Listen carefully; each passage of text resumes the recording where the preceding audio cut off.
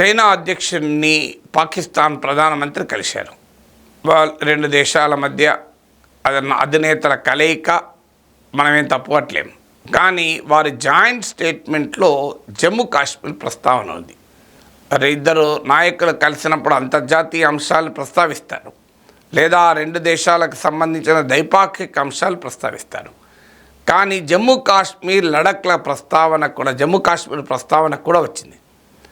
ఈ ప్రస్తావనలో ఏమన్నారంటే, చైనా అధ్యక్షునికి పాకిస్తాన్ వైపు నుంచి జమ్మూ కాశ్మీర్లో ఉన్న పరిస్థితులపైన వివరించారు.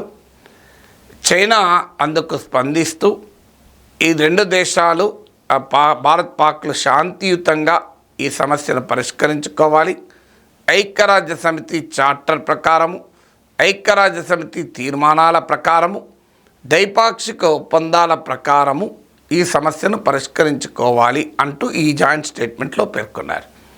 సో ఈ జాయింట్ స్టేట్మెంటును భారతదేశం సహజంగానే తప్పుపట్టింది. ఎందుకంటే సందర్భం ఏంటంటే, పాకిస్తాన్ చైనాల మధ్య ఈ బెల్ట్ అండ్ రోడ్ ఇనిషియేటివ్లో భాగంగా చైనా పాకిస్తాన్ ఎకనామిక్ కారిడార్ నిర్మించబడుతోంది. ఇది ఒక 3000 కిలోమీటర్ల కారిడార్. సో ఈ కారిడారు పాక్ ఆక్రమిత కశ్మీర్ నుంచి పోతుంది. అందుకే భారతదేశం ఈ సిపిఈసికి కానీ బెల్ట్ అండ్ రోడ్ ఇనిషియేటివ్ కానీ వ్యతిరేకమని ప్రకటించింది. ఇది మా దేశ సార్వభౌమాధికారానికి ఎఫెక్ట్ అవుతుందని.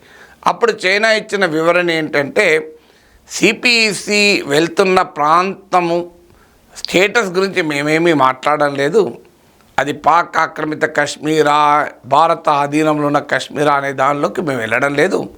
ఇది కేవలం మేము ఒక ఎకనామిక్ కారిడారే నిర్మిస్తున్నాం తప్ప, this doesn't mean we are reflecting on the status of the region. ఈ ప్రాంత అస్తిత్వం గురించి మేము మాట్లాడలేదని వివరించారు.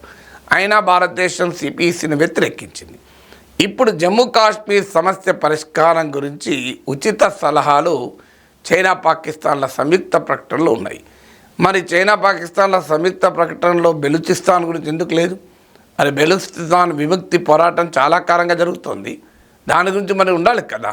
ఇప్పుడు భారతదేశం చైనా లేదా భారతదేశం అమెరికా అధ్యక్షులు కలిస్తే బెలూచిస్తాన్ విముక్తి పోరాటం గురించి, ఖైబర్ పఖ్తూన్ఖ్వాలో జరుగుతున్న పోరాటాల గురించి మనం చెప్పామనుకోండి, ఎలా ఉంటుంది? జమ్మూ కాశ్మీర్ భారతదేశంలో అంతర్భాగం, భారతదేశం నుంచి విడదీయరాని భాగం. అది భారతదేశం సావరిన్ డిసిషన్, సార్వభౌమాధికార నిర్ణయం. జమ్మూ కాశ్మీర్ రాష్ట్రంగా ఉండాలా, కేంద్రపాలిత ప్రాంతంగా ఉండాలా అని జమ్మూ కాశ్మీర్ వ్యవహారాల్ని భారతదేశం సరిచూసుకుంటుంది. మన ప్రభుత్వ నిర్ణయాల్ని ప్రజలు అంగీకరించవచ్చు, వ్యతిరేకించవచ్చు, ప్రశ్నించవచ్చు, కానీ అది అంతరంగిక వ్యవహారం. చైనా నుంచి పాకిస్తాన్ నుంచి క్లాసులు తీసుకోవాల్సిన అవసరం భారతదేశానికి లేదు. ఇది భారతదేశ ఆంతరంగిక వ్యవహారం. భారత్లో జమ్మూ కాశ్మీర్ విలీనము నేను చాలాసార్లు చెప్పాను, పర్మనెంట్ అండ్ ఇర్రివర్సిబుల్, శాశ్వతమైంది, వెనక్కు వెళ్ళే అవకాశమే లేదు. ఇప్పుడు యునైటెడ్ నేషన్ రెజల్యూషన్ గురించి ప్రస్తావించడం అంటే అర్థం ఏంటి? మళ్ళీ రెఫరెండంల గురించి మాట్లాడడం. రెఫరెండాన్ని భారతదేశం ఏనాడో తిరస్కరించింది. ఎందుకంటే రెఫరెండంలతో సమస్యల పరిష్కారం అవుతాయా అనుకుంటే, పాకిస్తాన్లో రెఫరెండం పెడితే ఒక్కడు మిగిలడు, ఒక్క రాష్ట్రం మిగలదు. పాకిస్తాన్ 100 ముక్కలు అవుతుంది. మరి దానికి పాకిస్తాన్ సిద్ధమా? సో చైనాలో రెఫరెండాన్ని చైనా అంగీకరిస్తుందా? మరి యుగర్ మైనారిటీస్ ఉన్న ప్రాంతంలో మేము రెఫరెండం జరుపుతాం జిన్జియాంగ్ ప్రాంతంలో అంటే చైనా అంగీకరిస్తుందా? అందువల్ల తైవాన్లో రెఫరెండాన్ని చైనా అంగీకరిస్తుందా? అంగీకరిస్తే తైవాన్ స్వతంత్ర దేశంగా ప్రకటించుకుంటుంది. తైవాన్లో మెజారిటీ ప్రజలు మేము స్వతంత్ర దేశం కావాలని కోరుకుంటున్నారు.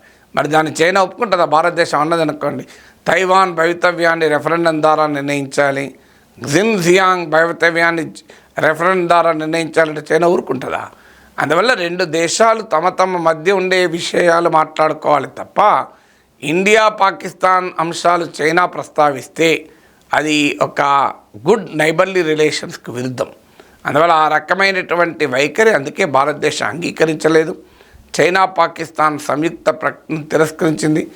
ఇంత ఆర్థిక సంక్షోభము, రాజకీయ సంక్షోభంలో ఉన్న పాకిస్తాన్కి ఇంకా కశ్మీర్ మంత్రం జపించడం తప్ప మరో మార్గం లేదు. ఆ దేశంలో ఎన్నికలు సక్రమంగా జరగవు, ఇమ్రాన్ ఖాన్ జైల్లో పెట్టారు, పాకిస్తాన్ తెహ్రీక్ ఇన్సాఫ్ రద్దు చేసి ఎన్నికలు జరిపారు. అయినా వాళ్ళు ఇండిపెండెంట్గా పోటీ చేసి 100 మంది గెలిచారు. ఇందుకు భిన్నంగా భారతదేశ ఆధీనంలో ఉన్న, భారతదేశంలో అంతర్భాగంగా ఉన్న జమ్మూ కాశ్మీర్లో ఇటీవల ఎన్నికలు జరిపితే 50-60% వరకు కూడా ప్రజలు ఓట్లేశారు. ప్రజలు ఇంత శాంతియుతంగా ఓట్లేసి తమ ప్రజాప్రతినిధులు ఎన్నుకున్న తర్వాత ఇంకా జమ్మూ కాశ్మీర్ వివాదము అని ఏ దేశమైనా భ్రమపడితే అది వారి భ్రమే తప్ప నిజం కాదు. Jammu Kashmir is and will be the irreversible part of India. తిరుగులేని భారతదేశ భూభాగం అది.